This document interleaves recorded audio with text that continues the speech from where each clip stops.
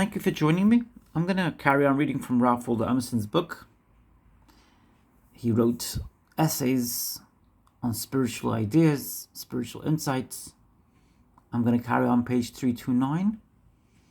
If you have any thoughts, any comments, any feedback, any insights, anything you learned from this amazing book, anything you gained, you discovered, I want to hear about it. I'd be so grateful if you could share your thoughts, your comments, your feedback, your insights. Please leave it in the comment section down below. If you haven't subscribed, please subscribe now. Please like or dislike this video. There's a button right below the video which you can press on. That helps the video go further. More people will be able to see this video if you press the like or dislike button, if you share a comment, or if you subscribe. I'd be ever so grateful if you could do so. Thank you so much for taking your time out from your busy day. I'm really grateful for it, and I hope your day is going well so far. I'm going to carry on. By virtue of the science, the poet is the Namir of language maker,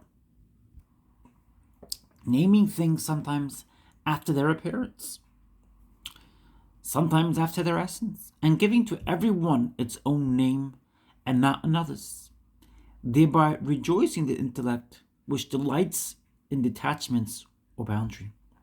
The poets made all the words, and therefore language is the archives of history, and, if we must say it, a sort of tomb of the muses. For though the origin of most of our words is forgotten, each word was at first a stroke of genius and obtained currency because, for the moment, it symbolized the world to the first speaker and to the hearer. The etymologist finds the deadest word to have been once a brilliant picture. Language is fossil poetry.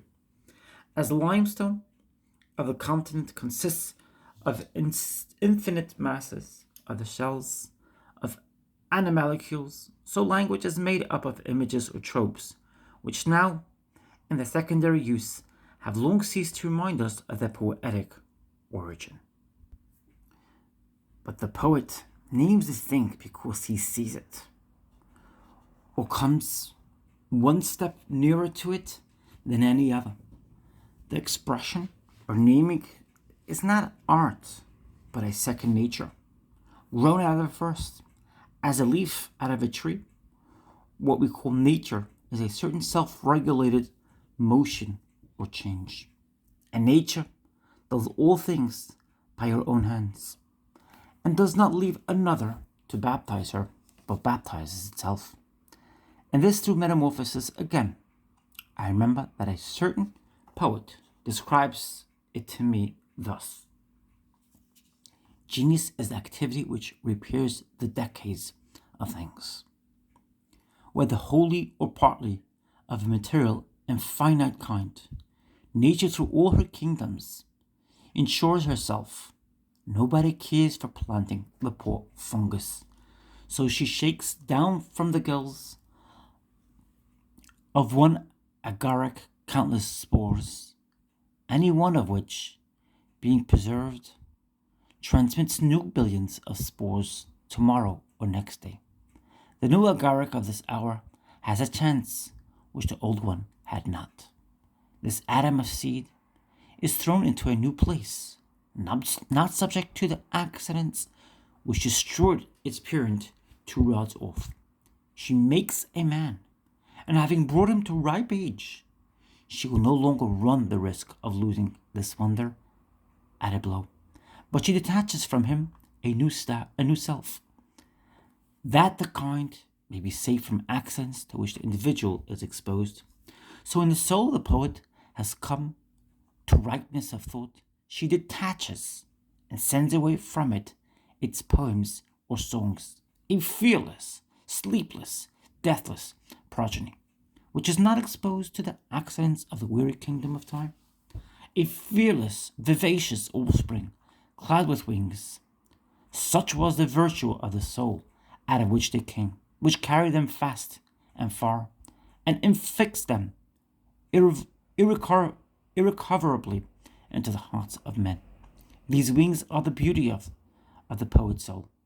The songs thus, flying immortal from their mortal parent, are pursued by clamorous flights of censors, which swarm in far greater numbers and threaten to devour them.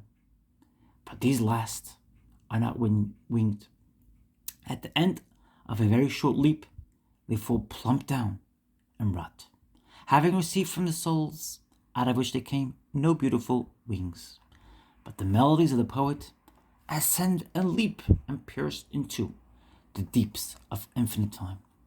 So far the bard taught me, using his freer speech, but nature has a higher end in the production of new individuals than security, namely ascension, or the passage of the soul into higher forms.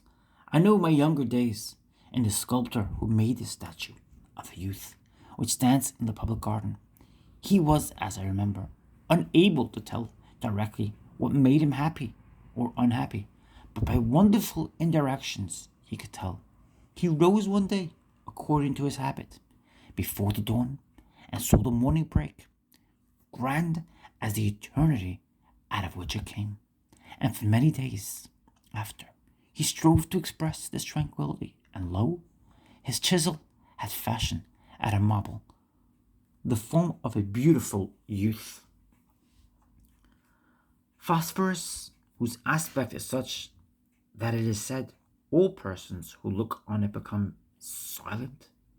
The poet also resigns himself to his mood, and that thought which agitated him is expressed, but altered idem in a manner totally new.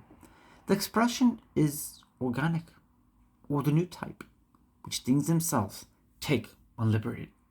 As in the sun, objects paint their images on the retina of the eye, so they, sharing the aspiration of the whole universe, tend to paint a far more delicate copy of their essence in his mind.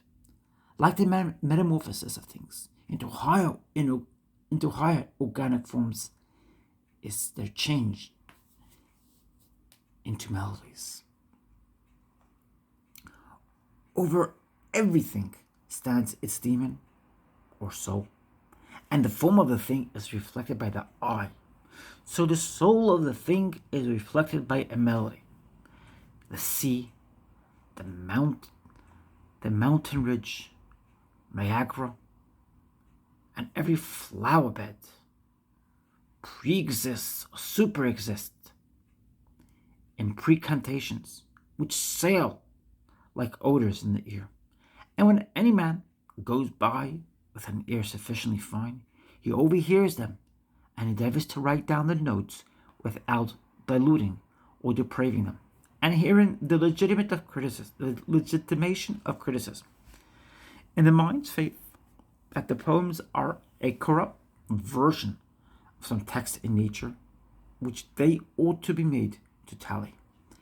A rhyme is one of our sonnets a rhyme in one of our sonnets should not be less pleasing than the iterated notes of a seashell, or the resembling difference of a group of flowers.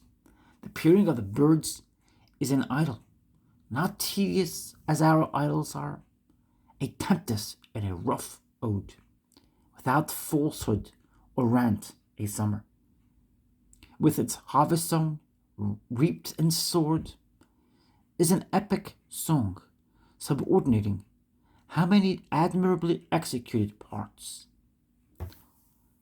Why should not the symmetry and truth that modulate these glide into our spirits, and we participate in the invention of nature? This insight, which expresses itself by what is called imagination,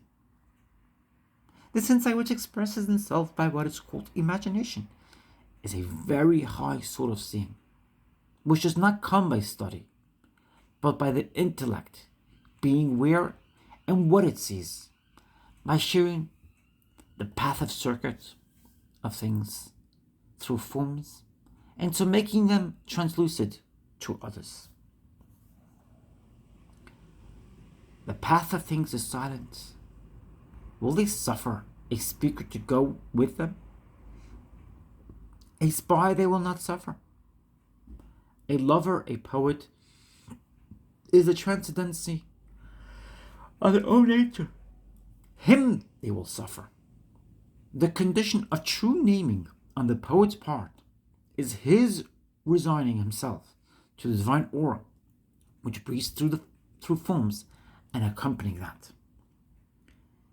It is a secret which every intellectual man quickly learns, that beyond the energy of his possessed and conscious intellect, he is capable of a new energy, as an intellect doubled on itself by abandonment to the nature of things, that besides his privacy of power as an individual man, there is a great public power on which he can draw by unlocking at all risks the human doors and suffering the ethereal tides to roll and circulate through him.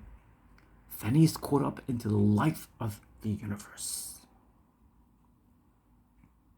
His speech is thunder, his thought is law, and his words are universally intelligible as the plants and animals.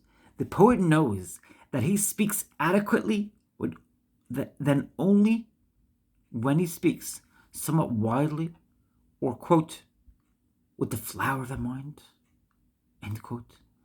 Not with the intellect used as an organ, but with the intellect released from all service and suffered to take its direction from its celestial life. Or, as the ancients were wont to express themselves, not with intellect alone, but with the intellect inebriated by nectar. As a traveler who has lost his way throws his reins in his horse's neck and trusts to the instinct of the animal to find his road, so must we do with the divine animal who carries us through this world. For if in any manner we can stimulate this instinct, new passages are open for us into nature. The mind flows into and through things hardest and highest, and a metamorphosis is possible. This is the reason why bards love wine, mead, narcotics, coffee, tea, opium, the fumes of sandalwood and tobacco, or whatever other production of animal exhilaration. All men avail themselves of such means as they can, to add this extraordinary power to their normal powers. And to this end they prize conversation, music, picture, sculpture, dancing, theaters, traveling war, mobs, fires, gaming, politics, or love, or science, or animal intoxication, which are several coarser or finer quasi-mechanical substitutes for the true nectar, which is the ravishment of the intellect by coming near to the fact. These are auxiliaries to the centrifugal tendency of a man, to his passage out into free space, and they help him to escape the custody of that body in which he is pent up, and of that jail yard of individual relations in which he is enclosed. Hence a great number of such as were professionally expressors of beauty, as painters, poets, musicians, and actors, have been more than others wont to lead a life of pleasure and indulgence, all but the few who receive the true nectar, and as it was a spurious mode at attaining freedom, as it was an emancipation not into the heavens, but into the freedom of baser places, they were punished for that advantage they won by a dissipation and deterioration. But never can any advantage be taken of nature by a trick. The spirit of the world, the great calm presence of the Creator, comes not forth to the sorceries of opium, or of wine. The sublime vision comes to the pure and simple soul in a clean and chaste body. That is not an inspiration which we owe to narcotics, but some counterfeit excitement and fury. Milton says that the lyric poet may drink wine and live generously, but the epic poet, he who shall sing of the gods and their descent unto men, must drink water out of a wooden bowl. For poetry is not dwell wine, but God's wine. It is with this as it is with toys. We fill the hands and nurseries of our children with manner of dolls, drums and horses, withdrawing their eyes from the plain face and sufficing.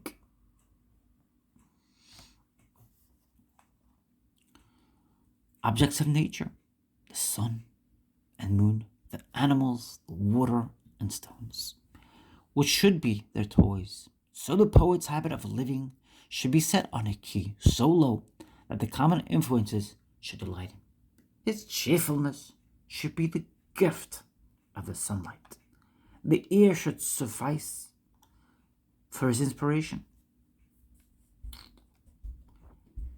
And he should be tipsy with water. This spirit which suffices quiet hearts, which seems to come forth as such from every dry knoll of sere grass, from every pine stump and half-embedded stone on which the dull March sunshines come forth to the poor and hungry, such as are of simple taste.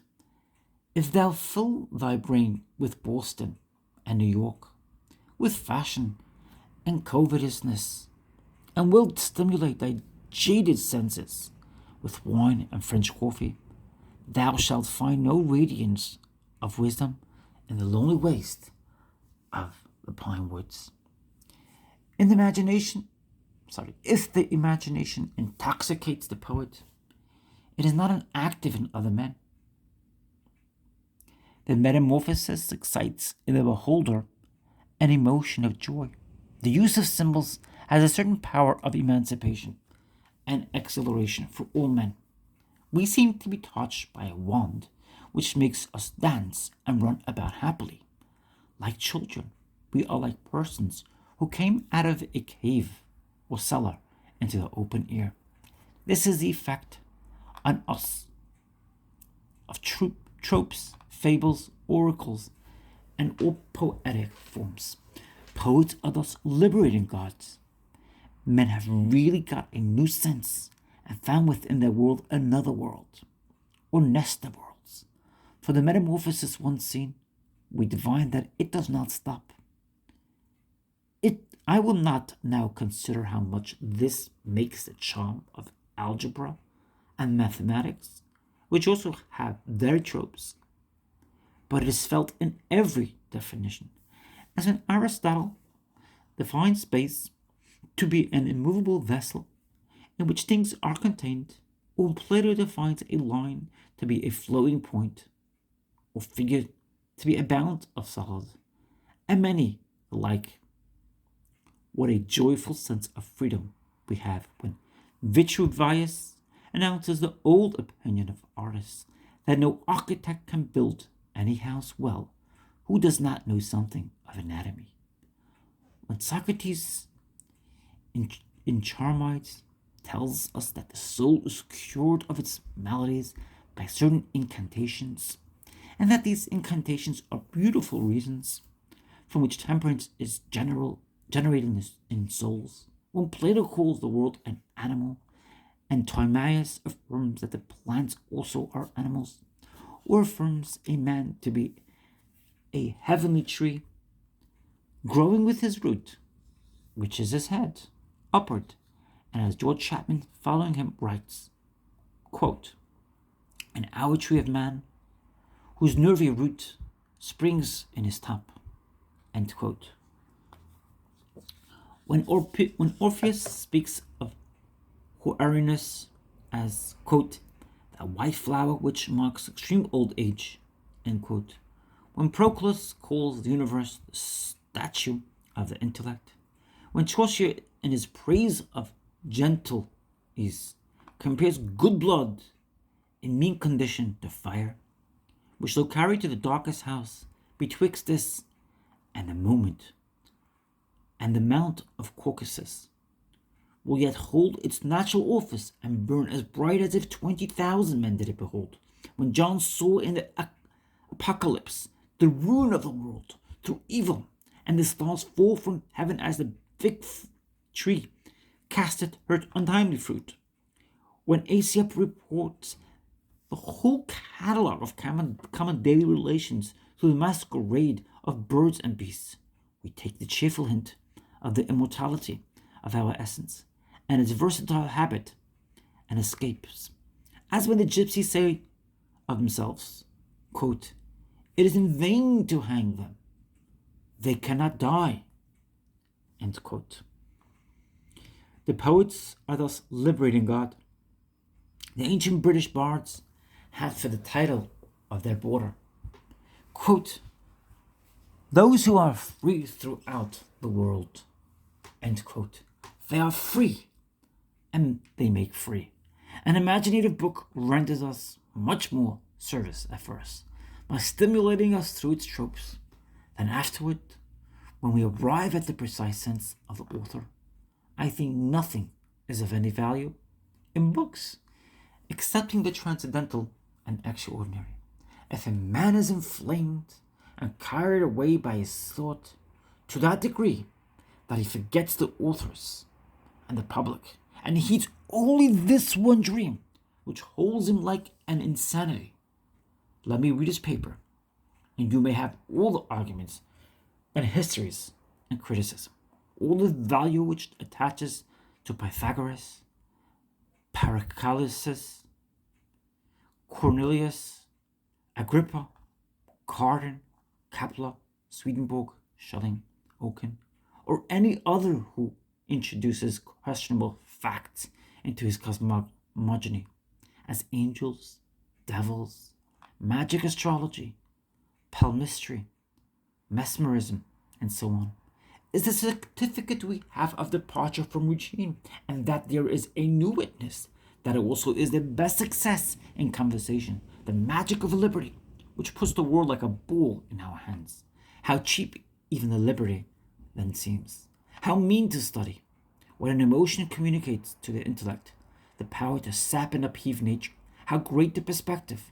Nations, times, systems enter and disappear like threads and tapestry of large figure and many colors.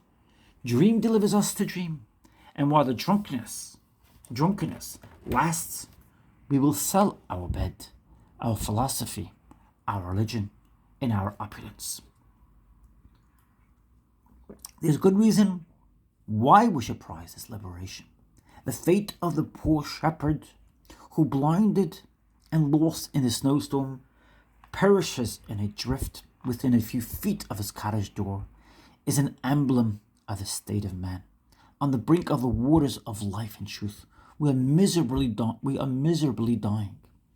The inaccessibleness of every thought but that we are in is wonderful. What if you come near to it? You are remote when you are nearest, as we are when you are farthest. Every thought is also a prison. Every heaven is also a prison.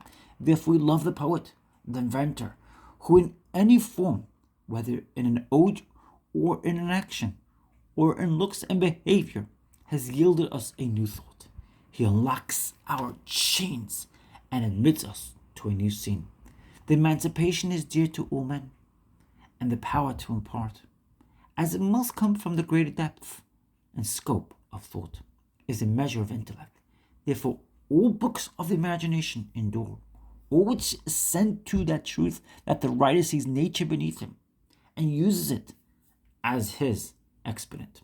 Every verse or sentence possessing this virtue will take care of its own immortality. The religious of the world are the ejaculation of a few imaginative men. But the quality of imagination is to flow and not to freeze. The poet did not stop as the color or the form, but read their meaning. Neither may he rest in this meaning, but he makes the same objects exponents of his new thought. Here is a difference betwixt the poet and the mystic, that the last nails a symbol to one sense, which was a true sense for a moment, but soon becomes old and false. For all symbols are fluxional, all language is vehicular and transitive, and as good as ferries and horses are for conveyance, not as farms and houses are. For homesteads, mysticism consists in the mistake of an accidental and individual symbol for an universal one. The morning redness happens to the favorite meteor to the eyes of Jacob, beaming and comes to stand for him for truth and faith. And he believes should stand for the same realities to every reader. But the first reader prefers as naturally the symbol of a mother and child, or a gardener and his bulb, or a jeweler polishing a gem.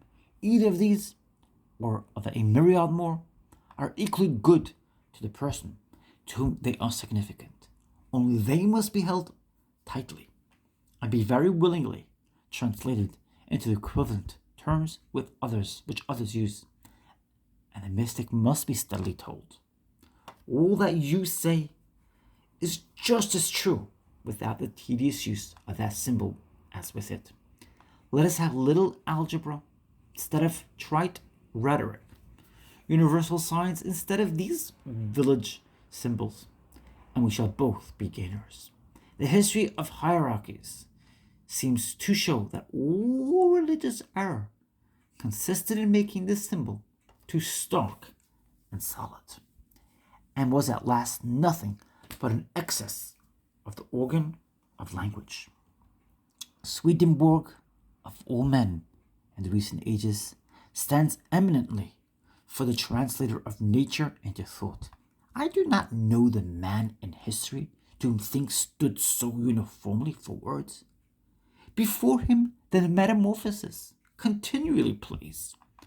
Everything on which his eye rests obeys the impulses of moral nature. The figs become grapes while he eats them.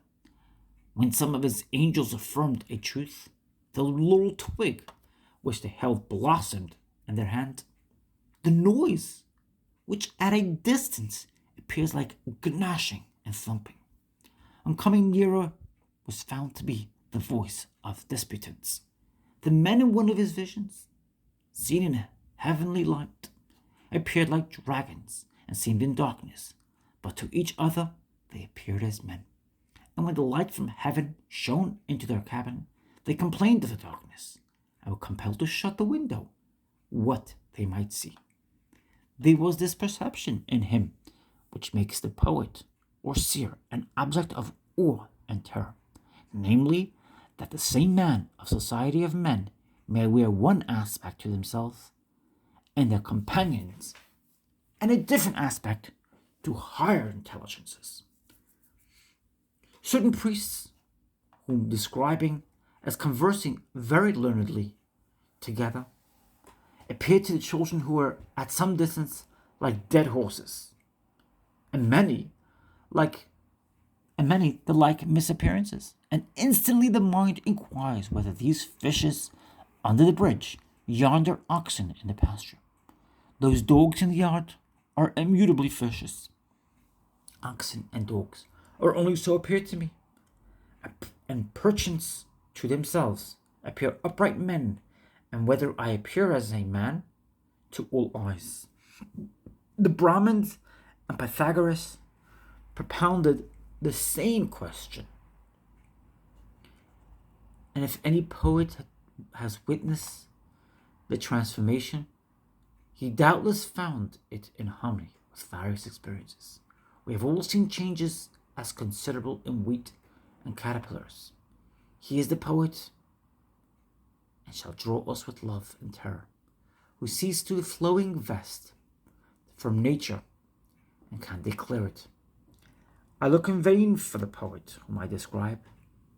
We do not, with sufficient plainness, or sufficient profoundness address ourselves to life, nor dare we chaunt our own times and social circumstance. If we fill the day with bravery, we should not drink from celebrating it. Time and nature yield us many gifts, but not yet the timely man, the new religion, the reconciler, whom all things wait. Dante's praise is that he dared to write his autobiography in colossal cipher, or into universality. We have yet no genius in America, with Shrinus eye, which knew the value of our incomparable materials and saw in the barbarism and materialism of the times another carnival of the same gods whose picture he so much admires in Homer, then in the Middle Age, then in Calvinism. Banks and tariffs, newspaper and caucus, Methodism and Unitarianism are flat and dull to dull people, but rest of the same foundations of wonder as the town of Troy and the temple of Delphi, and are swiftly passing away. Our log rolling, our stumps and their politics, our fisheries, our Negroes and Indians, our boats and our reputations, the wrath of rogues, and the pusillanimity of honest men, the northern trade, the southern planting, the western clearing, Oregon and Texas are yet unsung. Yet America is a poem in our eyes. Its ample geography dazzles the imagination, and it will not wait long for readers. If I have not found that excellent combination of gifts in my countrymen which I seek, neither could I aid myself to fix the idea of the poet by reading now and then Chalmers' collection of 5 centuries of English poets. These are wits more than poets, though there have been poets among them. But when we adhere to the ideal of the poet, we have our difficulties even with Milton and Homer. Milton is too literary, and Homer too literal and historical. But I am not wise enough for national criticism, and must use the old language largeness a little longer, to discharge my errand from the muse to the poet concerning his art. Art is the path of the creator to his work. The paths or methods are ideal and eternal, though for men ever seen them, not the artist himself for years or for a lifetime, unless he come into the conditions. The painter, the sculptor, the composer, the epic, rapist, the orator, all partake one desire, namely to express themselves symmetrically and abundantly, not dwarfishly and fragmentarily. They found or put themselves in certain conditions as a painter and sculptor before some impressive human figures, the orators into the assembly of the people, and the others in such scenes as each has found exciting to his intellect. And each presently feels the new desire. He hears a voice, he sees a beckoning, then he is apprised with wonder. What herds of demons hem him in? He can no more rest, he says with the old painter. Quote, by God it is in me, and must go forth of me. End quote. He pursues a beauty half seen, which flies before him. The poet pours out verses in every solitude. Most of the things he says are conventional, no doubt. But by and by he says something which is original and beautiful, that charms him. He would say nothing else but such things. In our way of talking we say, that is yours, that is mine, but the poet knows well, that is not his. That is as strange and beautiful to him as to you. He would fain hear the like eloquence at length. Once having tasted this immortal liquor, he cannot have enough of it. And as an admirable creative power exists in these intellections, it is the last importance that these things get spoken. What a little of all we know is said, what drops of all the sea of our science are bailed up And by what accident it is that these are exposed, when so many secrets sleep in nature. Hence the necessity of speech and song. Hence these throbs and heartbeatings in the orator at the door of the assembly.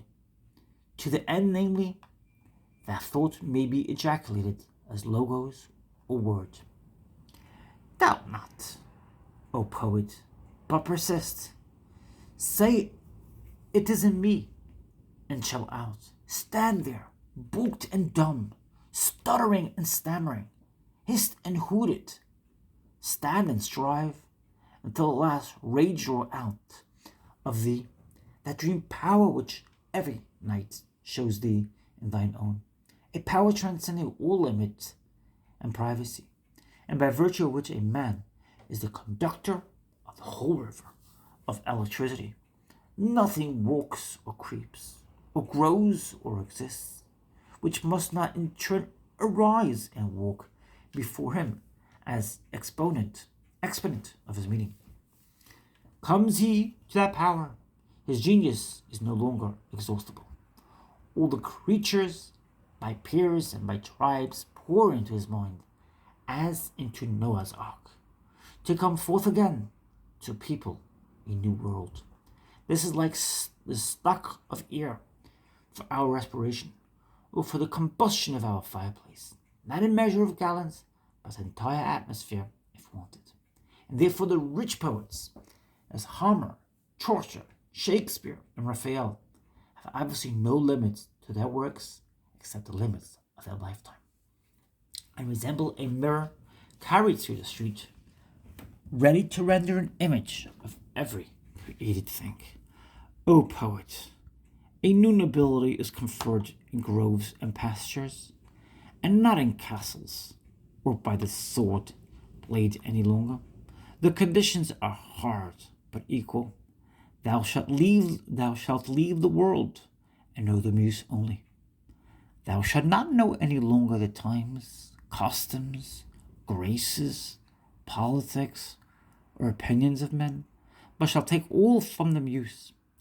For the time of towns is told from the world by funeral chimes, but in nature the universal hours are counted by succeeding tribes of animals and plants, and by growth of joy on joy. God wills also that thou abdicate a manifold and duplex life, and that thou be content that others speak for thee. Others shall be thy gentlemen, and shall represent all courtesy and worldly life for thee. Others shall do the great and resounding actions also. Thou shalt lie close hid with nature, and canst not be afforded to the capital or the exchange. The world is full of renunciations and apprenticeships, and this is thine. Thou must pass for a fool and a churl for a long lesson. This is a screen and sheath in which Pan has protected his well-beloved flower, and thou shalt be known only to thine own, and they shall console thee with tenderest love, and thou shalt not be able to rehearse the names of thy friends in thy verse, for an old shame before the holy ideal. And this is the reward, that the ideal shall be real to thee, and the impressions of the actual world shall fall like summer rain, copious but not troublesome, to thy invulnerable essence. Thou shalt have the whole land for thy park and manor, the sea for thy bath and navigation, without tax and without envy. The woods and the rivers thou shalt own, and thou shalt possess that wherein others are only tenants and boarders. Thou true landlord, sea lord, ye lord, whenever snow falls, or water flows, or birds fly, wherever day and night meet in twilight, wherever the blue heaven is hung by clouds or sown with stars, wherever our forms with transparent boundaries, wherever are outlets into celestial space, wherever is danger and awe and love, there is beauty, plenteous as rain, sheds for thee, And though thou shouldest walk the world over, thou shalt not be able to find a condition inopportune or ignoble. That appears to be the end of the book called Poets, which was on page 341 when it ended. Now we're on page 342, Experience. The Lords of Life, the Lords of Life.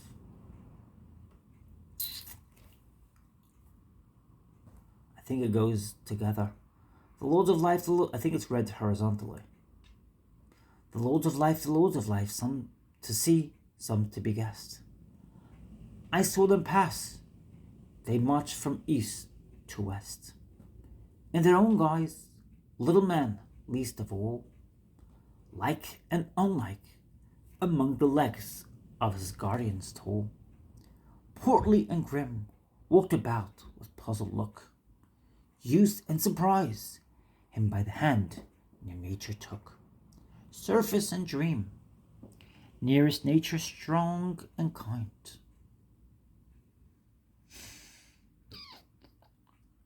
Succession swift and spectral, whispered darling, never mind. Wrong, tomorrow thy face will wear another face. Temperament without a tongue. I think that's read incorrectly. It's a bit of a tricky one. Succession swift and spectral, whispered darling, never mind. Wrong, tomorrow they will wear another. Temperament without a tongue, face. I think that makes more sense. And the inventor of the game, found thou, these are thy, omnipresent without name. No, I think we read that incorrectly. Let's go back. Succession swift and spectral, wrong. Whispered darling, never mind. Tomorrow they will wear another face. Temperament without a tongue, face. Yeah, I've read that incorrectly. And the inventor of the game, the founder thou, these are thy, omnipresent without name, race. Where do we find ourselves? In a series of which we do not know the extremes and believe that it has none. We wake and find ourselves on a stair. There are stairs below us, which we seem to have ascended. There are stairs above us, many a one, which go upward and out of sight. But the genius, which according to the old beliefs stand at the door by which we enter, and gives us the leaf to drink, that we may tell no tales. Mix the cup strongly. We cannot shake off the lethargy. Now and noonday, sleep lingers all our lifetime about our eyes, as night hovers all day in the boughs of the fir tree. All things swim and glitter. Our life is not so much threatened as our perception. Ghost-like, we glide through nature and should not know our place again. Did our birth fall in some fit of indigence and frugality in nature, that she was so sparing of her fire and so liberal of her earth, that it appears to us that we lack the affirmative principle? And though we have health and reason, yet we have no superfluity of spirit for new creation. We have enough to live and bring the year about, but not an ounce to impart or to invest. Ah, that our genius were a little more of a genius.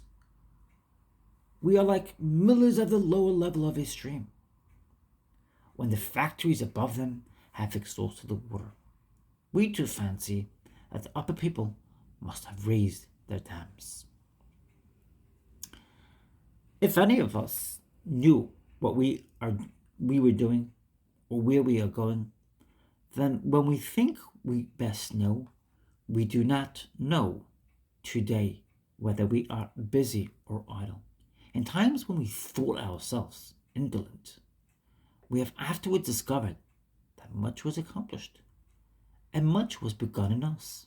All our days are so profitable while they passed, that it is wonderful where or when we ever got anything out of this which we call wisdom, poetry, virtue. And never got in any, we never got it on any dated calendar day. Some heavenly days must have been intercalated somewhere, like those that Hermes won with dice of the moon. Those series might be born. It is said all martyrs. Oh, it's a little crossed out there. Well, I'll try my best. That's all I can do. It is said all martyrdoms look mean when they were suffered. Every ship is a romantic object, except that we sail in. Embark, and the romance quits our vessel and hangs in every other sail in the horizon. Our life looks trivial, and we shun to record it. Men seem to have learnt of the horizon the art of perpetual retreating and reference. I think it's yonder. Yonder uplands, a rich pasturage, and my neighbor has fertile. I can't read that one. Meadow, maybe? Fertile meadow. But my field, says the querulous farmer, only holds the world together. I quote another man saying, unluckily, that other withdraws himself in the same way and quotes me. 'Tis the trick. Nature thus to degrade today, a good deal of buzz, and somewhat a result slip magically in. Every roof is agreeable to the eye until it is lifted. Then we find tragedy and moaning women and hard-eyed husbands and delugers of Lethe. And the men ask, what's the news? As if the old were so bad. How many individuals can we count in society? How many actions? How many opinions? So much of our time is reparation, so much is routine, and so much retrospect. And the pith of each man's genius contracts itself to very few hours. The history of literature takes net rest of Tir Ab Oski, Wharton, or Schlegel, is a sum of very few ideas and of very few original tales, all the rest being variation of these. So in this great society, wide lying around us, a critical analysis will find very few spontaneous actions. It is almost all custom and gross sense. There are even few opinions, and these seem organic in the speakers and do not disturb the universal necessity. When opium is installed into all disaster, it shows formidable, and we approach it, but there is at last no rough rasping. I think it's rasping. No, I can't read it, so I'm going to try my best. But there is at last no rough rasping friction, but a slippery sliding surface, a sweetful soft on a thought. At sea is gentle. Over men's heads, walking aloft, with tender feet treading so soft. End quote. People grieve and bemoan themselves, but it is not half so bad with them, as they say. There are moods in which we court suffering, in the hope that here at least we shall find, in reality, there are moods in which we court suffering, in the hope that here at least we shall find reality, sharp peaks and edges of truth. But it turns out to be, scene painting and counterfeit. The only thing grief has taught me is to know how shallow it is. That, like all the rest, plays about the surface and never introduces me into the reality for contact with which we would even pay the costly price of sons and lovers. Was it Boscovich who found out that bodies never came in contact, while souls never touched their objects? An innavigable sea washes with silent waves between us and the things we aim at and converse with. Grief, too, will make us idealists. In the death of my son, now more than 2 years ago, I seem to have lost a beautiful, I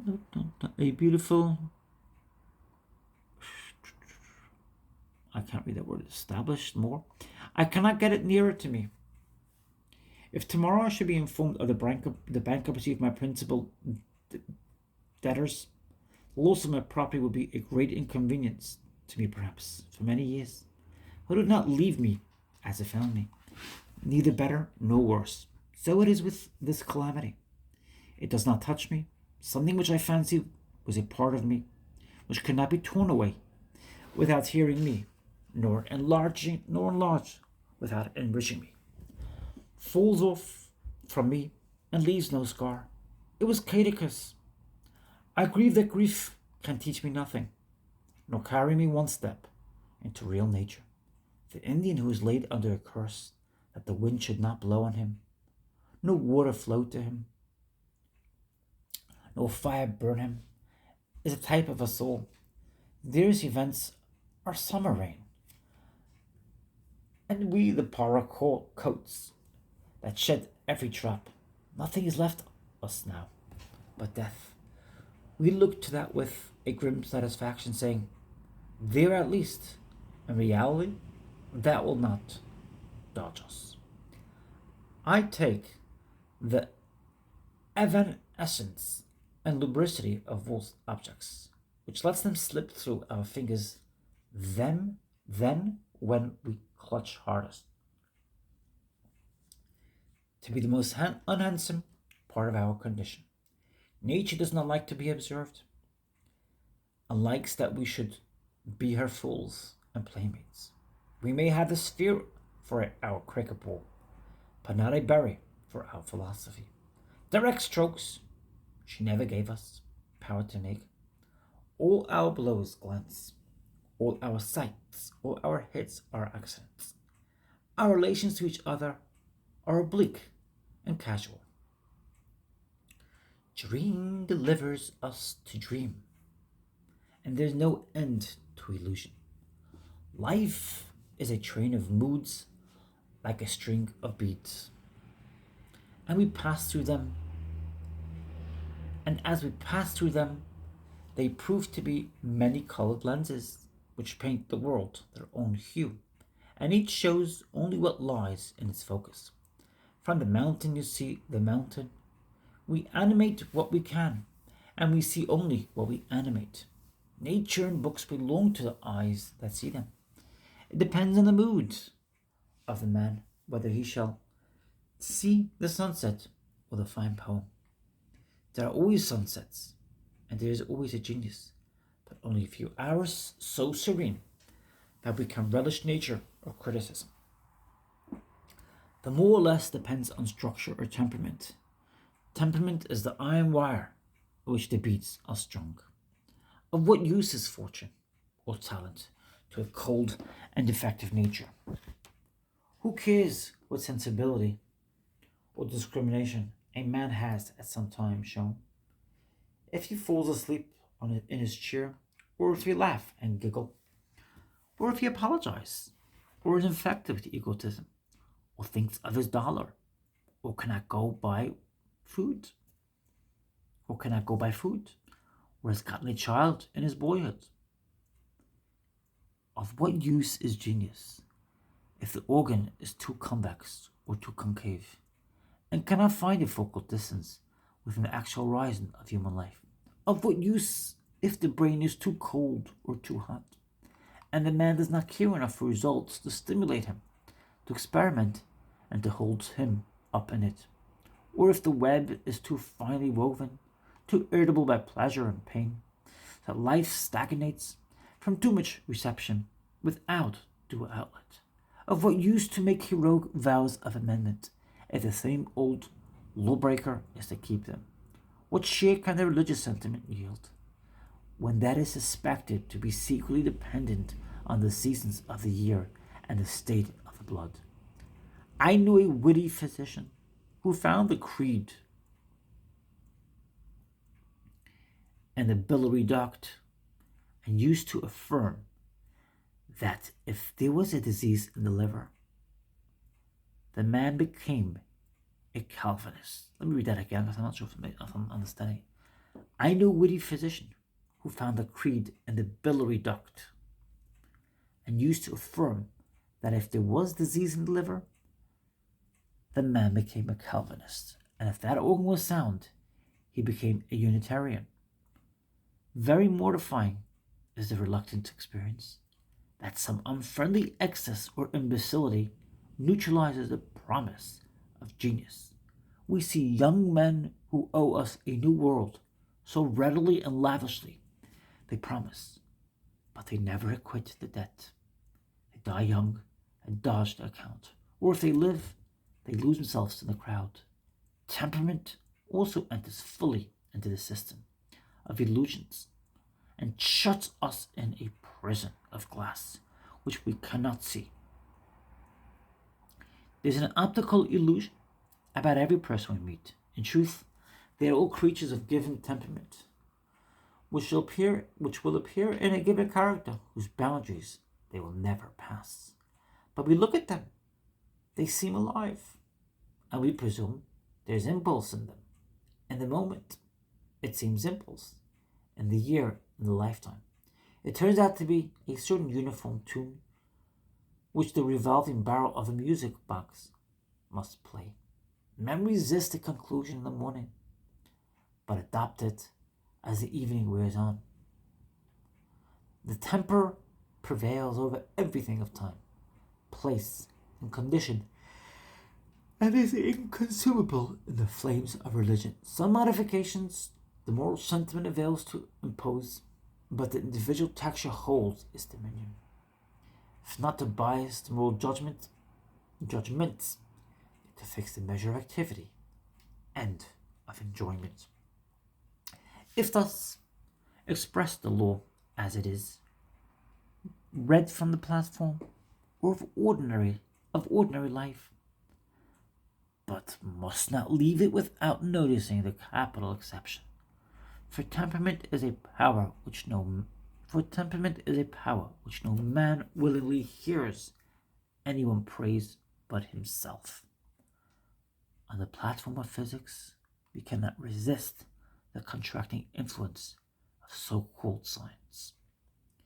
Temperament puts all divinity to rout. I know the mental proclivity of physicians. I hear the chuckle of the phrenologists.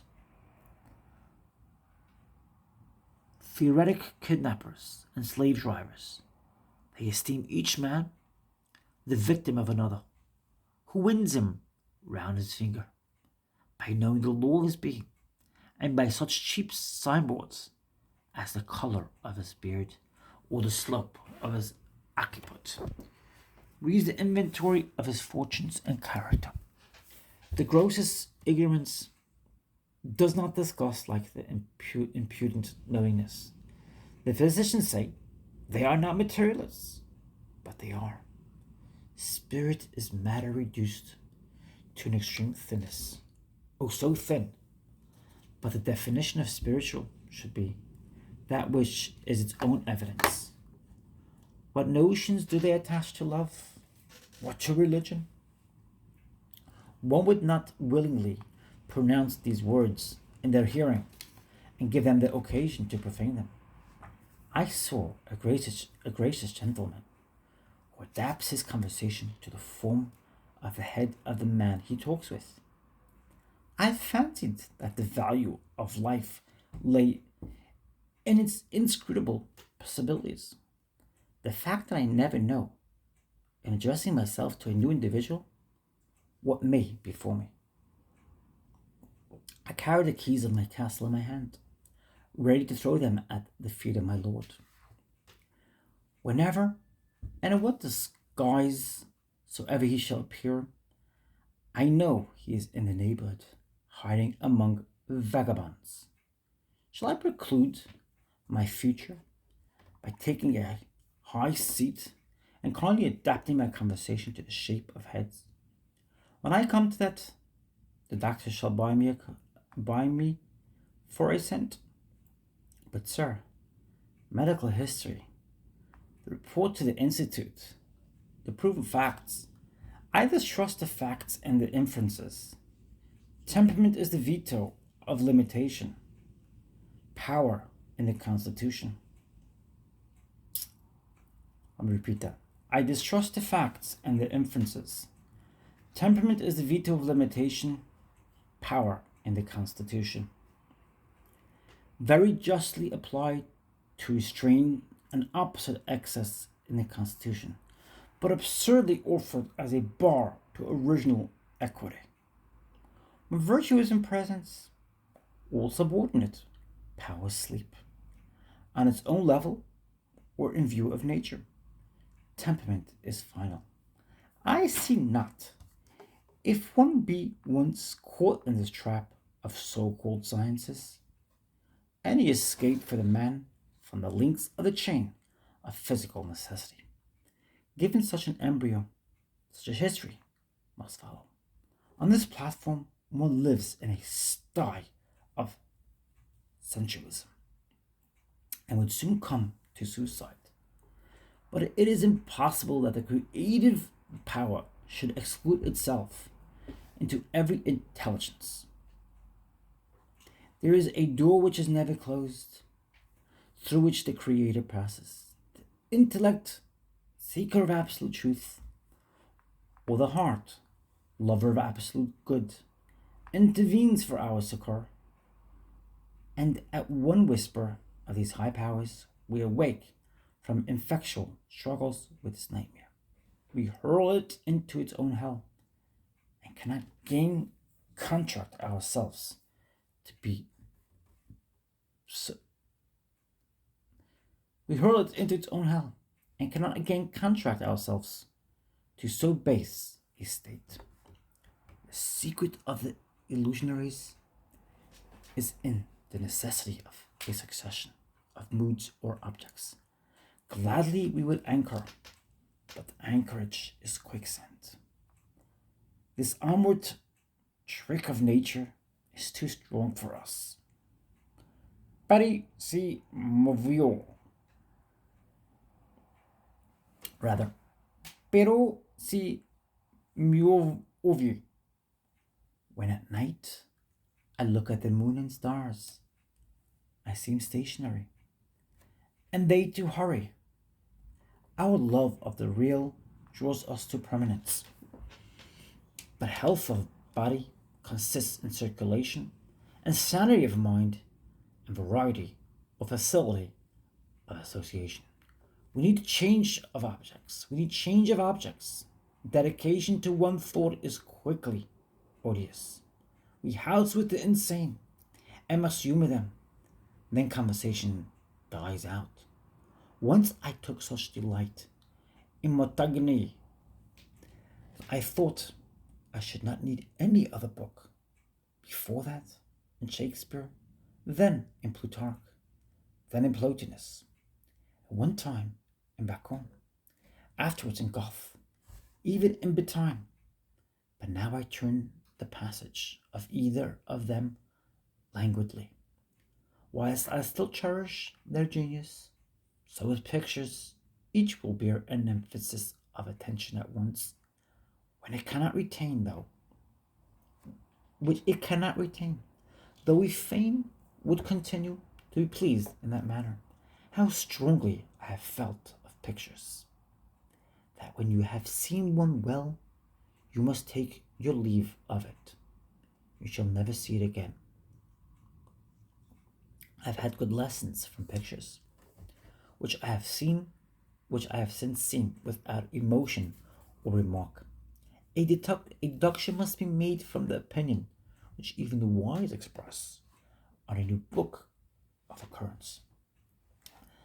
Their opinions give me tidings of their mood, and some vague guess at the new fact, but is nowise to be trusted as the lasting relation between that intellect and that thing. The child asks, Mama, why don't I like the story as well as you told it me yesterday? Alas, child, it is even so with the oldest cherubim of knowledge. But will it answer thy question to say, Because thou wert born to a whole, and this story is a particular? The reason of the pain that discovery causes us, and we make it late in respect to works of art and intellect, is the plaint of tragedy which murmurs from it in regard to persons, to friendship and love.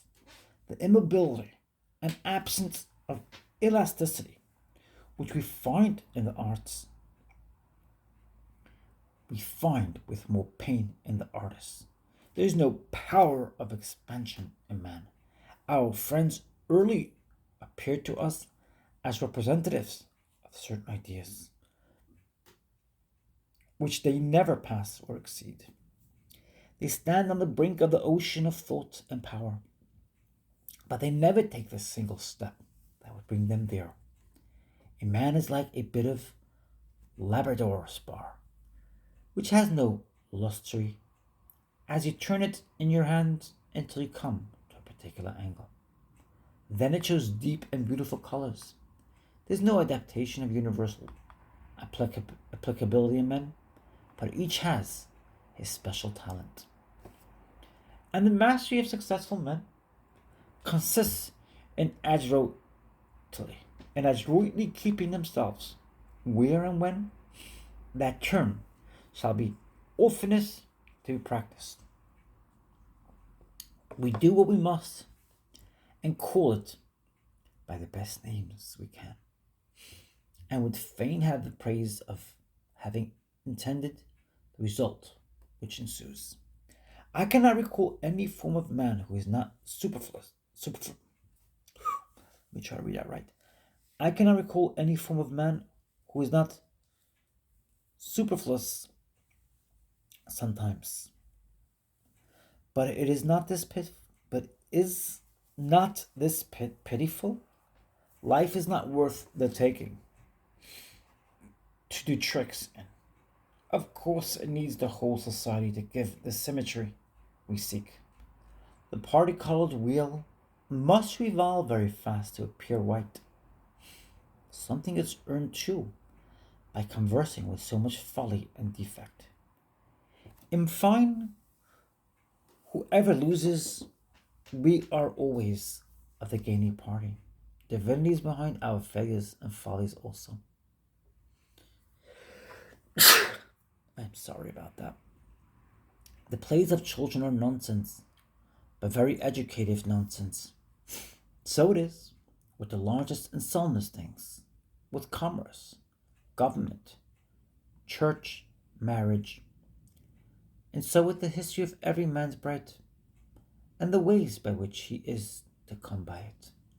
Like a bird which alights nowhere, but hops perpetually from bough to bough, is the power which abides in no man and in no woman, but for a moment speaks from this one, and for another moment from that one. But what help from these fineries or pedantries? What help from thought? Life is not dialectics. We, I think, in these times, have had lessons enough of the futility of criticism. Our young people have thought and written much of labor and reform, and for all that they have written, neither the world nor themselves have got on a step. Intellectual tasting of life will not supersede muscular activity. If man should consider the nicety of the passage With a piece of bread down his throat, he would starve. At education farm, the noblest theory of life sat on the noblest figure of young men and maidens, quite powerless and melancholy. It would not rake a pitch a ton of hay. It would not rob down a horse. And the men maidens it left pale and hungry. A political orator wittily compared our party promises to western roads, which opened stately enough, with planted trees on either side to tempt the traveler, but soon became narrower and narrower, and ended in a scroll track and ran up a tree.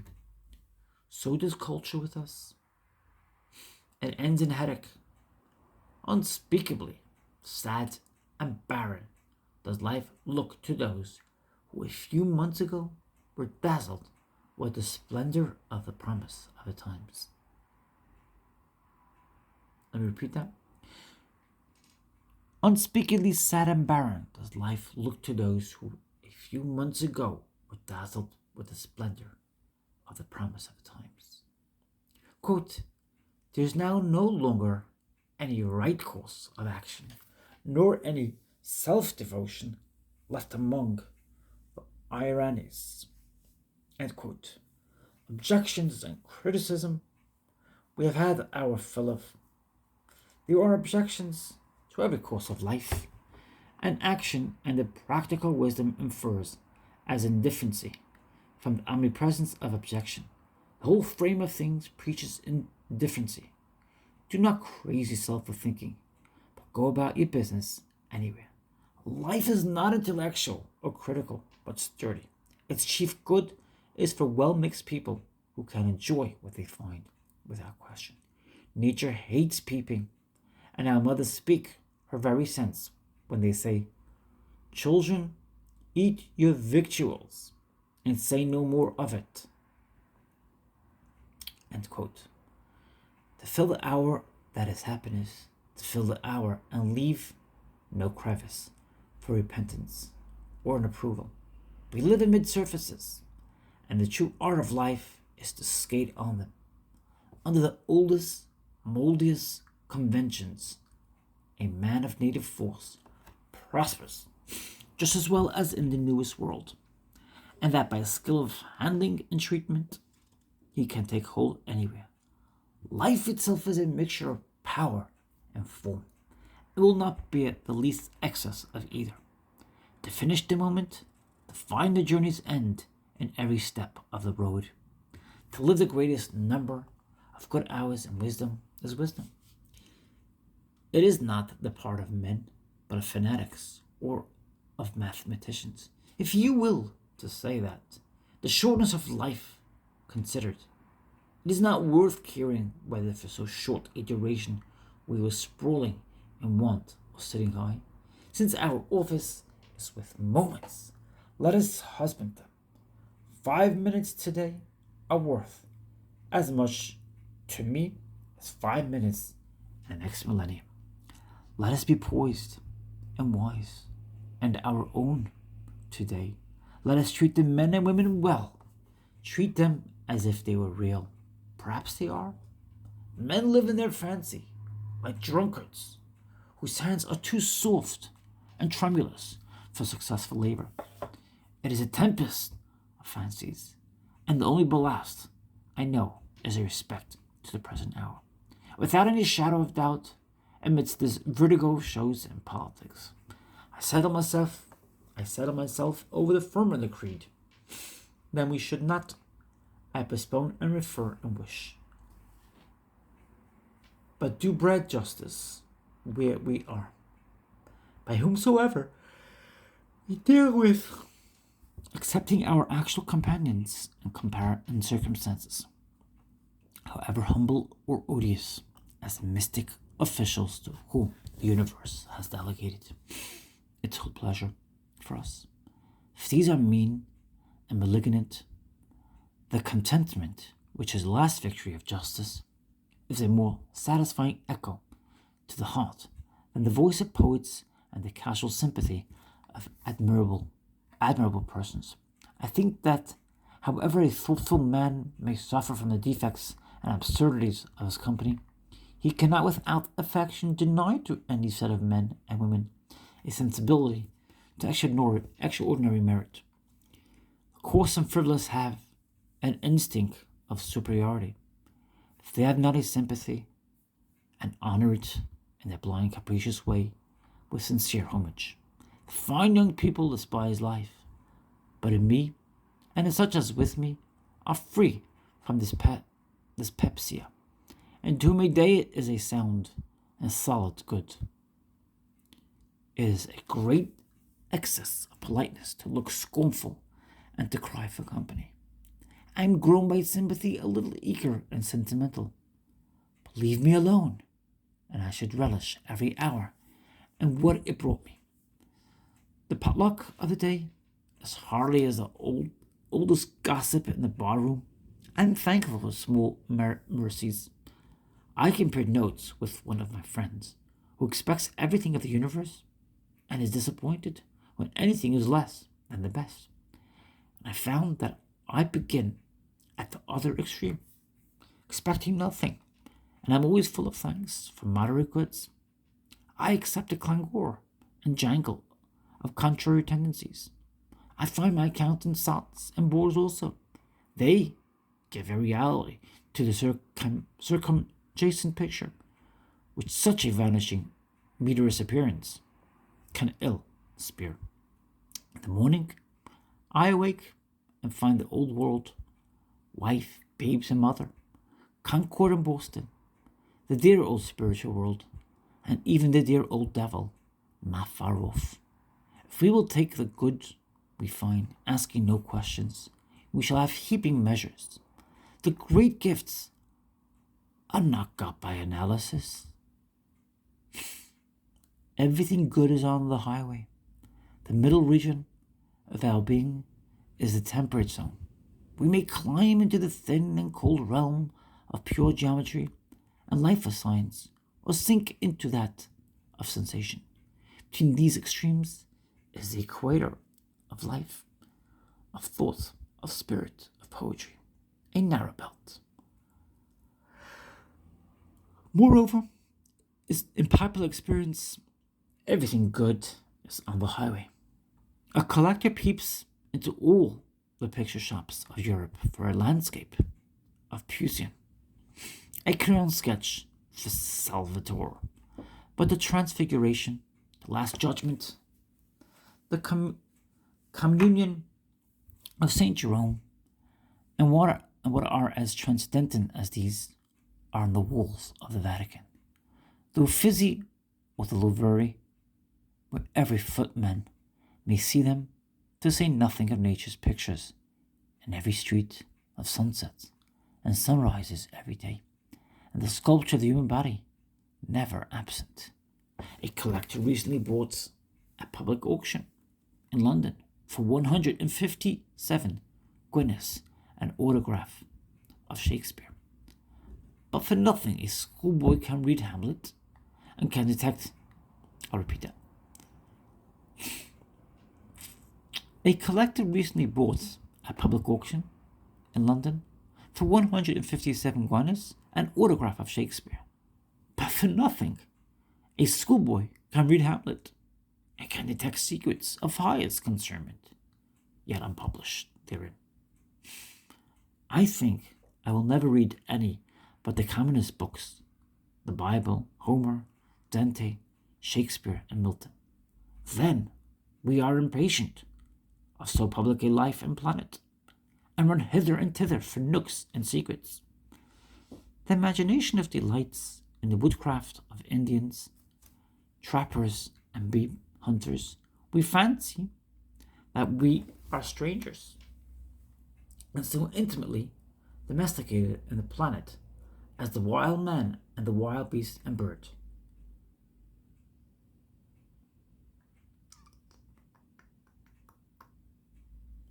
Sorry, I think we read that incorrectly. No,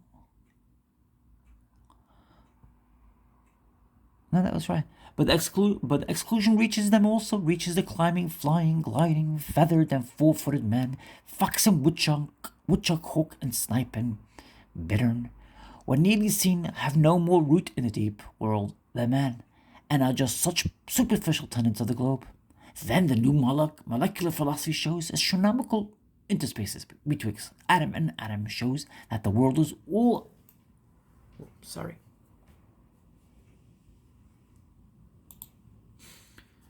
all outside. It has no inside. The mid-world is best. Nature as we know her is no saint. The lights of the church, the aesthetics,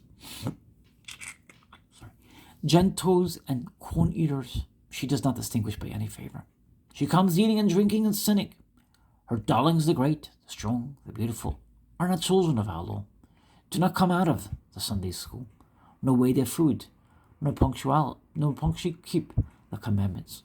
If we will be strong with their strength, we must not harbor such disconsolate consciences, borrowed true from the consciences of other nations. We must set up the strong present tense against all the rumors of wrath past or to come. So many things are unsettled, which it is of the first importance to settle. And pending their settlement, we will do as we do, whilst the debate goes forward on the equity of commerce, and will not be closed for a century or two. New and old England may keep shop. Law of copyright and international copyright is to be discussed, and in the interim, we will sell our books for the most we can. Expediency of literature, reason of literature, lawfulness of writing, down in thought, is questioned. Much is to say on both sides, and while the fight waxes hot, thou, dearest scholar, stick to thy foolish task, at a line every hour, and between whiles at a line.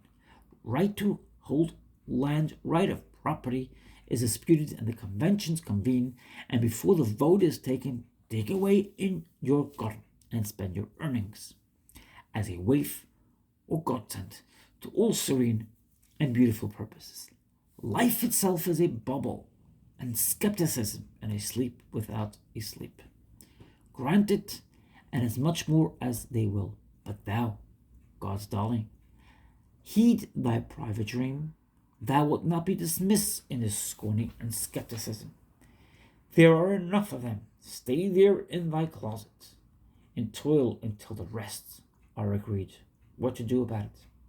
Thy sickness, they say, and thy punny habit require that thou do this, or avoid that. But know that thy life is a fitting state, a tent for a night, and do thou sick or well, finish that stint. Thou art sick, but shalt not be worse, and the universe which holds thee dear shall be the better. Human life is made up of two elements, power and form, and the proportion must be invariably kept if we would have it sweet and sound.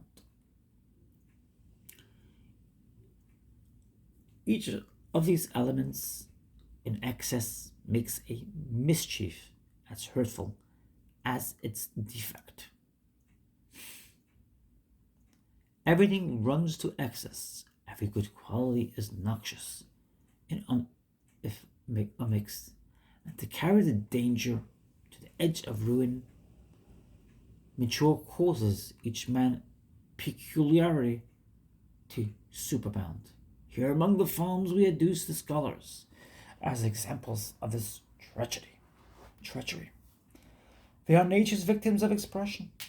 You who see the artist, the orator, the poet too near, and find their life no more excellent than that of mechanics or farmers, and themselves victims of partiality, very hollow and haggard, and pronounce them failures, not heroes, but quacks, conclude very reasonably that these arts are not for man, but are disease. Yet nature will not hear you out. Irresistible nature made men such and make legions more of such every day. You love the boy reading in a book, gazing at a drawing, or a cast. Yet what are these millions who read and behold, but incipient writers and sculptors? Add a little more of that quality which now reads and sees, and they will seize the pen and chisel. And if one remembers how innocently he began to be an artist, he perceives that nature joined with his enemy. A man is a golden impossibility. The line he must walk is a hair's breadth. The wise, through excess of wisdom, is made a fool. How easily, if fate would suffer it, we might keep forever these beautiful limits, and adjust ourselves once and for all to the perfect calculation of the kingdom of known cause and effect. In the street and in the newspapers, life appears so plain a business that manly resolution and adherence to the multiplication table through all weathers will ensure success. But presently comes a day, or is it only a half hour, with its angel whispering, which discomfits the conclusions of nations and of years. I read that incorrectly. But presently comes a day, or is it only a half hour, with its angels whispering,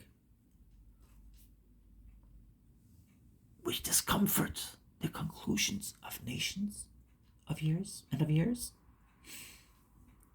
Tomorrow again, everything looks real and angular. The habitual standards are reinstated.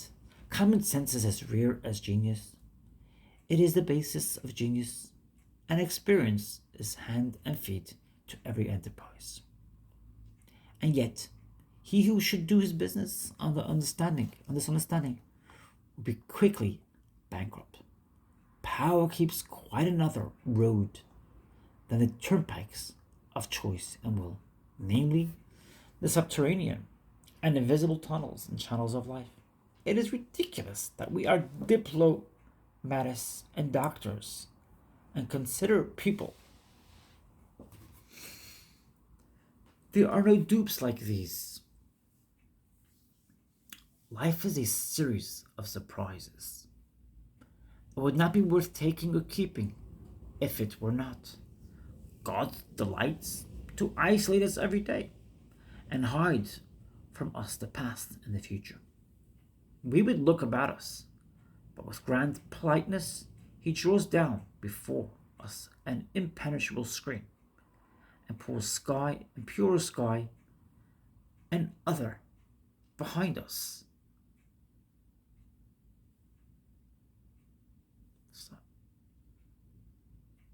And purest, we look about us with grand politeness, he draws down before us an impenetrable screen, pure sky, and another behind us of purest sky.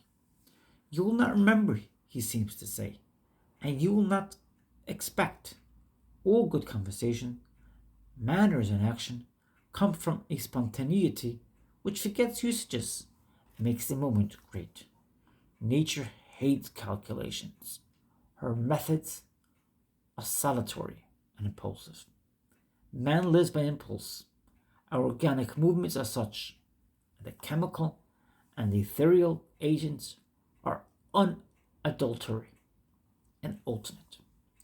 The mind goes antagonizing on and never prospers, but by fits. We thrive by casualties. Our chief experiences have been casual. The most attractive class of people are those who are powerful, obliquely, and not by the direct stroke. Men of genius, but not yet accredited. One gets a cheer of their light without paying too great a tax. Theirs is the beauty of the bird, or the morning light, and not of art. In the thought of genius there is always a surprise, and the moral sentiment is well called, quote, the newness End quote. For it is never other, as new to the oldest intelligence as to the young child. The kingdom, quote, the kingdom that cometh without observation, end quote. In like manner, for practical success, there must not be too much design. And man will not be observed in doing that which he can do best. There is a certain magic about its properest action which stupefies your powers of observation, so that though it is done before you, you wist not of it. The art of life has a pudency and will not be exposed. Every man is an impossibility until he is born. Everything impossible until we see a success. The artists of piety agree, at least with the coldest skepticism, that nothing is out of our works, that all is of God. Nature will not spare us the smallest leaf of laurel. A writing comes by the grace of God, and all things in heaven. I would gladly be moral and keep due metes and bounds, which I dearly love, and allow the most to do the will of man.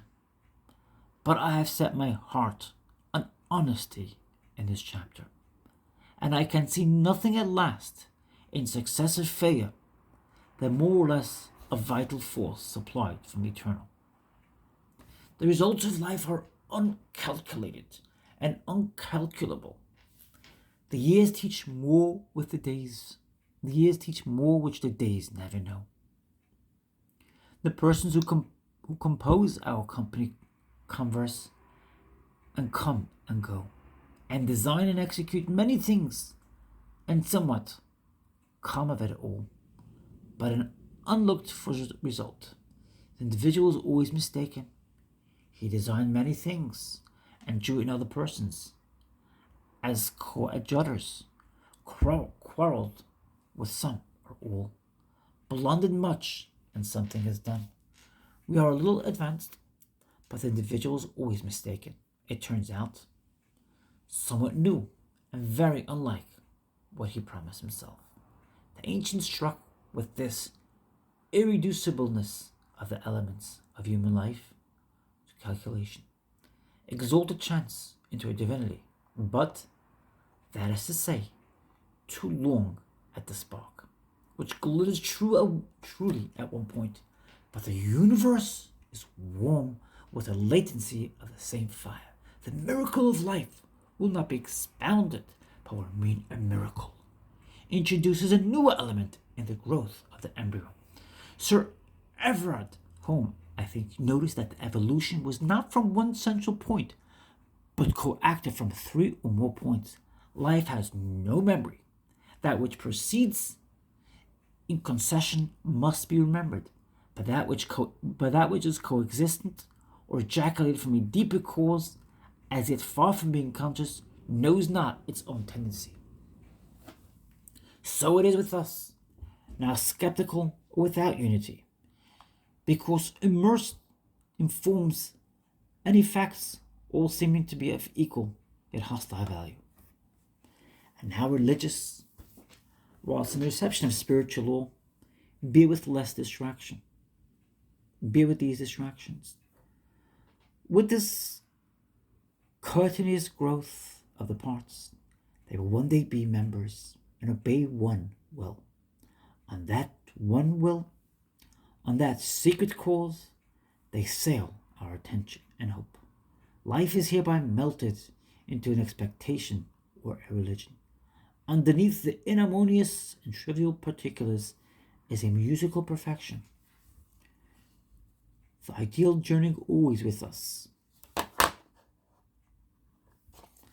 The heaven without rent or scene.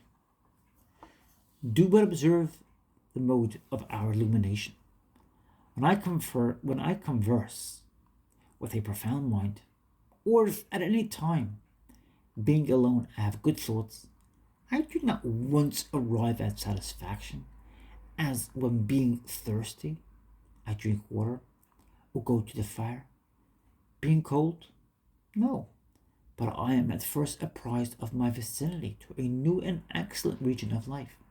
By persisting to read or to think, this region gives further sign of itself, as it were in flashes of light, in sudden discoveries of its profound beauty and repose, as if the clouds that covered it partial intervals and showed the approaching traveler the inland mountains, with the tranquil eternal meadows spread at their base, whereon flocks graze and shepherds pipe and dance.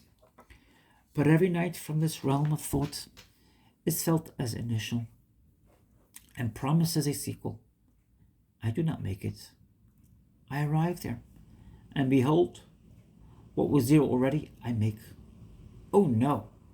I clap my hands in infantine joy and amazement before the first opening to me of this august magnificence, old with the love and homage of innumerable ages, young with the life of life, sunbright, Mecca of the desert, and what a fortune, what a future it opens. I feel a new beating heart. I feel a new heart beating with the love of the new beauty. I am ready to die out of nature and be born again into this new yet unapproachable America I have found in the West. Quote, since neither now nor yesterday began, these thoughts which have been ever, nor yet can, a man be found who their first entrance knew.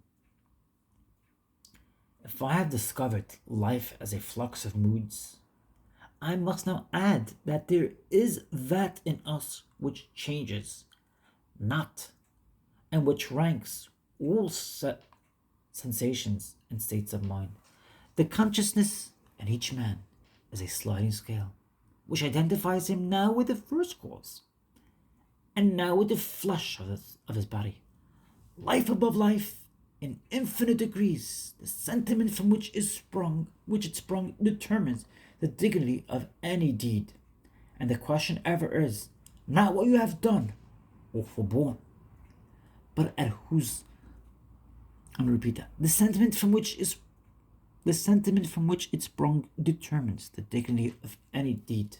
And the question ever is, not what you have done or forborne, but at whose command you have done or forborne it. Fortune, Minerva, Muse, Holy Ghost, these are quaint names too narrow to cover this unbounded substance. The baffled intellect must still kneel before this cause, which refuses to be named. An effable cause, which every fine genius has essayed to represent by some emphatic symbol, Stales by water, Anaximenes by ear, Anaxagoras by Novk, Thought, Zoroaster by fire, Jesus and the moderns by love. The metaphor of each has become a national religion.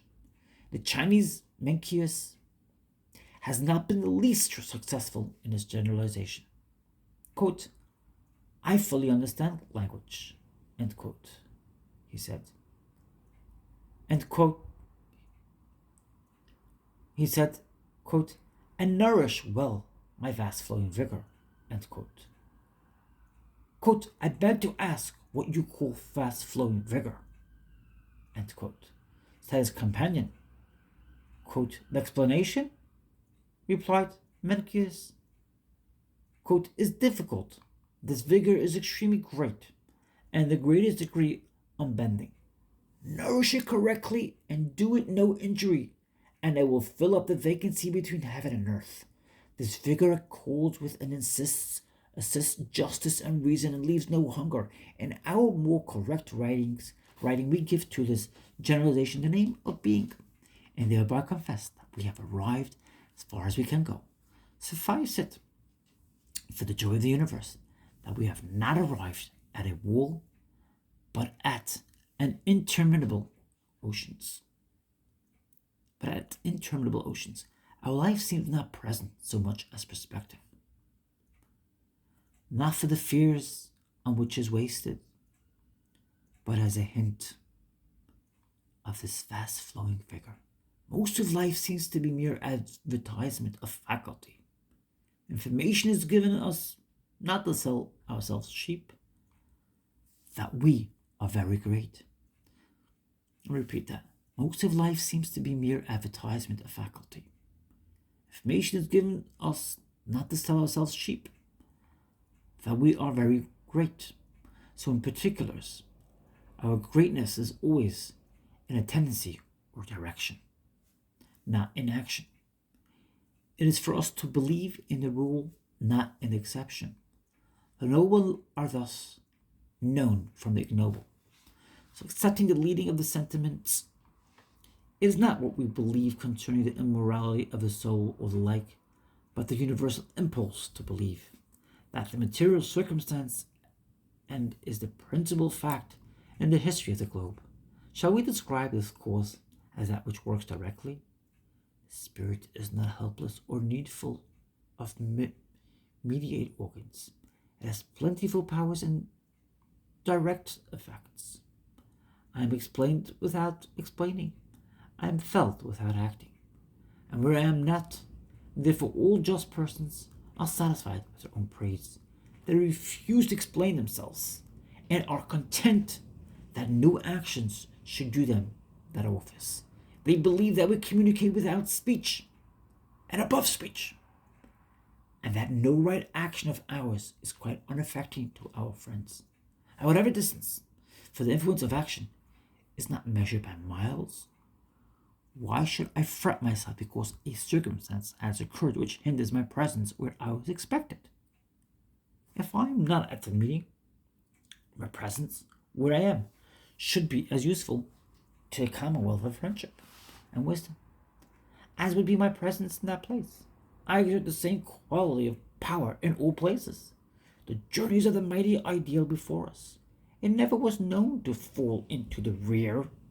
No man ever came to an experience which was satiating, but as good as tidings of a better. Onward and onward, in liberated moments, we know that a new picture of life and duty is already possible. The element already exists in many minds around you, of a doctrine of life which shall transcend any written record we have. The new statement will comprise the skepticism as well as the faiths of society. And out of unbeliefs a creed shall be formed. The skepticisms are not gratuitous or lawless, but are limitations of the affirmative statement, and the new philosophy must take them in and make affirmations outside of them, just as much as it must include the oldest beliefs. It is very unhappy, but too late to be helped. The discovery we have made that we exist. That discovery is called the fall of man. Ever afterwards, we suspect our instruments. We have learnt that we do not see directly, but immediately, and that we have no means of correcting these colored and distorting lenses which we are, or of computing the amount of their errors. Perhaps these subject lenses have a creative power. Perhaps there are no objects. Once we lived in what we saw. Now the rapaciousness of this new power, which threatens to absorb all things, engages us. Nature, art, persons, letters, religions, objects, and successively tumble in. Nature, art, persons, letters, religions, objects successively tumble in. God is but one of its ideas. Nature and literature are subjective phenomena. Every evil and every good thing is a shadow which we cast. The street is full of humiliations to the proud. As the fop contrived to dress his bailiffs and his livery, and make them wait on his guests at table, so the jargons which the bad heart gives off as bubbles, at one take, form as ladies and gentlemen in the street. shopmen or barkeepers in hotels, and threaten or insult whatever is threatenable and insultable in us. 'Tis the same with our idolatries. People forget that it is the eye which makes the horizon, and the rounding mind's eye which makes this or that man a type of representative of humanity.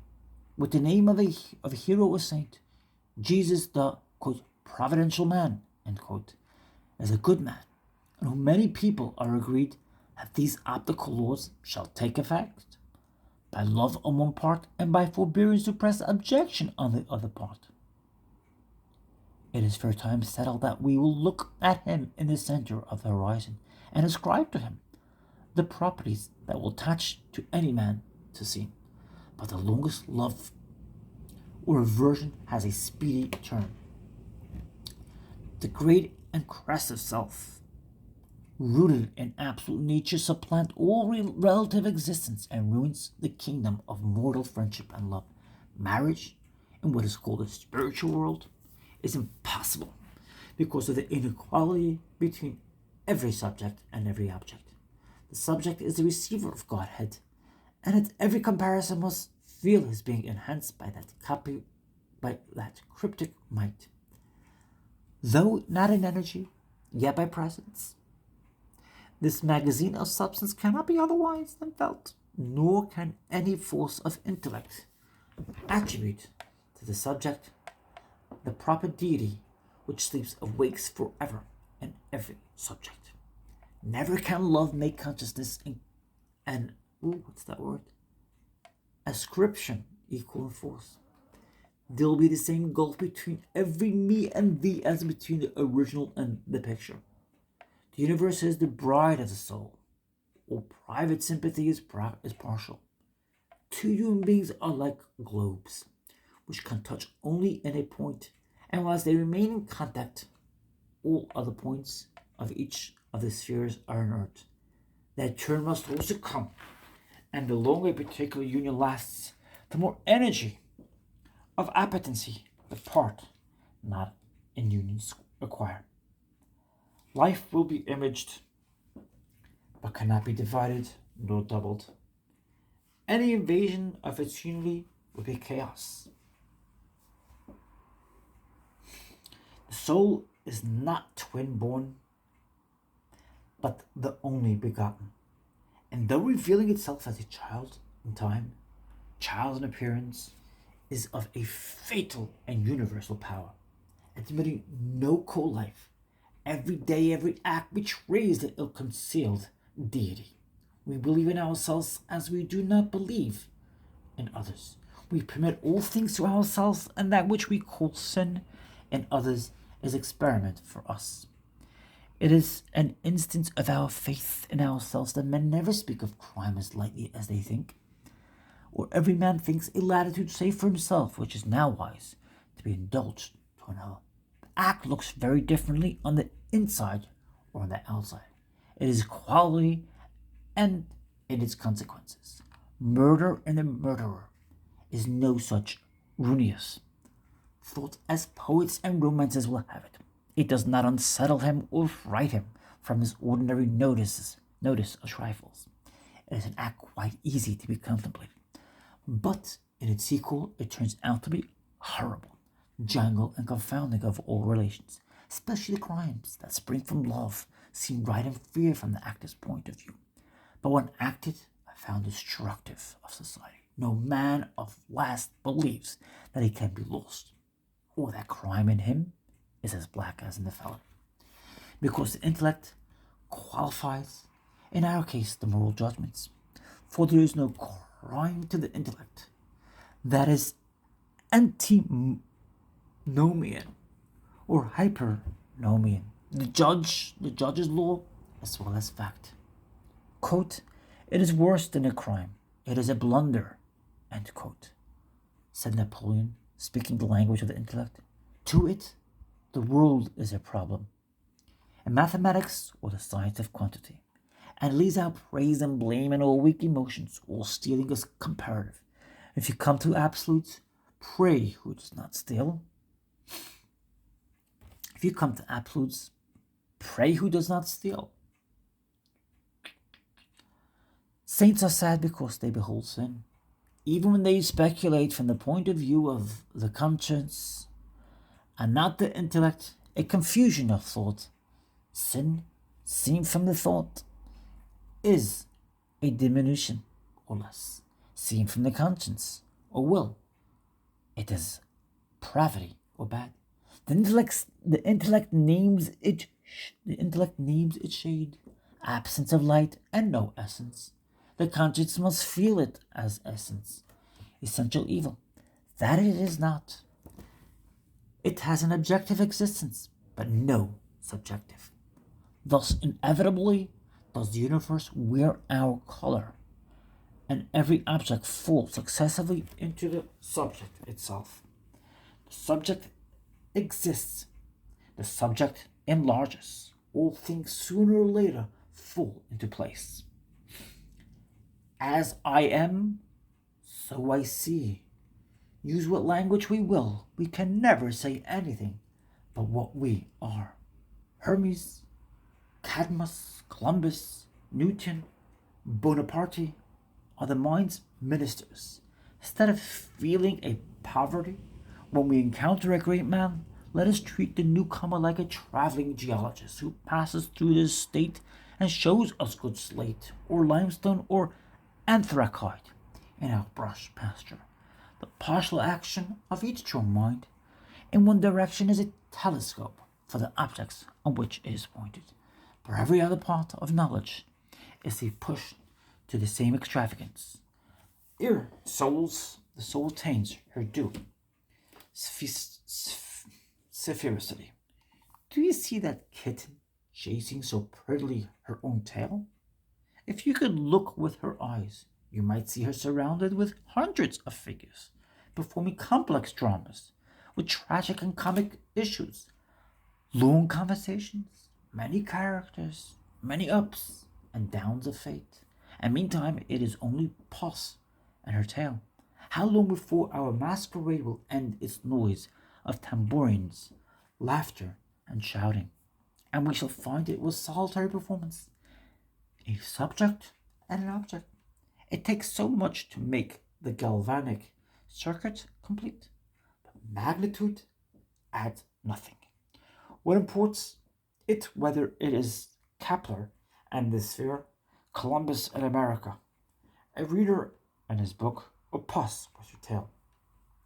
It is true that all the muses and love and religion hate these developments and will find a way to punish the chemist who publishes in the parlor the secrets of the laboratory. And we cannot say too little of our constitutional necessity of seeing things under private aspects or saturated with our humors. And yet, is the God the native of these bleak rocks? The need makes immortals the capital virtue of self-trust. We must hold hard to this poverty, however scandalous, and by more vigorous self-recoveries after the sallies of action, possess our axis more firmly. The life of truth is cold and so far mournful, but it is not the slave of tears, contritions, or perturbations. It does not attempt another's work, nor adopt another's facts. It is a main lesson of wisdom to know your own from another's. I have learned that I cannot dispose of other people's facts, but I possess such a key to my own as persuades me against all their denials that they also have a key to theirs. A sympathetic person is placed in the dilemma of a swimmer among drowning men who will catch at him, and if he gives so much as a leg or a finger, they will drown him. They wish to be saved from mischiefs of their vices, but not from their vices. Charity would be wasted on this poor waiting on the symptoms. A wise and hearty physician will say, "Come out of that," as the first condition of advice. In this our talking America, we are ruined by our good nature and listening on all sides. This compliance takes away the power of being greatly useful, and man should not be able to look other than directly and forthright. A preoccupied attention is the only answer to the importance of frivolity of other people. An attention and to aim which makes their wants frivolous. This is a divine answer, and leaves no appeal and no hard thoughts. In Flaxman's drawing of the Eumenides of Aeschylus, Orpheus supplicates Apollo whilst the Furies sleep on the threshold. The face of the god expresses a shade of regret and compassion, but is calm with the conviction of the irreconcilableness of the two spheres. He is born into other politics, into the eternal and beautiful. The man at his feet asks for his interest in turmoils of the earth into which his nature cannot enter. And the humanoids, they lying, express picturally this disparity. The god is surcharged with his divine destiny. Illusion, temperament, succession, surface, surprise, reality, subjectiveness. These are threads on the loom of time. These are the laws of life. I did not assume to give their order, but I name them as I find them in my way. I know better than to claim any completeness for my picture. I am fragment, and this is a fragment of me. I can very confidently announce one or another law which throws itself into relief and form. But I am too young yet, by some ages, to compile a code. I gossip for my hour concerning the eternal politics. I have seen many fair pictures, not in vain. A wonderful time I have lived in. I am not the novice I was 14, nor yet 7 years ago. Let who will ask, where is the fruit? I find a private fruit sufficient. This is a fruit that I should not ask for a rash effect from meditations, counsels, and the hiving of truths. I should feel it pitiful to demand a result on this town and county, and over effect on the instant month and year. The effect is deep and secular as the cause. It works on periods in which mortal lifetime is lost. All I know is reception. I am and I have, but I do not get. And when I have fancied I had gotten anything, I found I did not. I worship with wonder the great fortune. My reception has been so large that I am not annoyed by receiving this or that superabundantly. I say to the genius, if you will pardon the proverb, infirmil, infirmilium. When I receive a new gift, I do not macerate my body to make the count square. For if I should die, I could not make the count square. The benefit overran the merit the first day, and has overrun the merit ever since. The merit, itself so called, I reckon part of the receiving.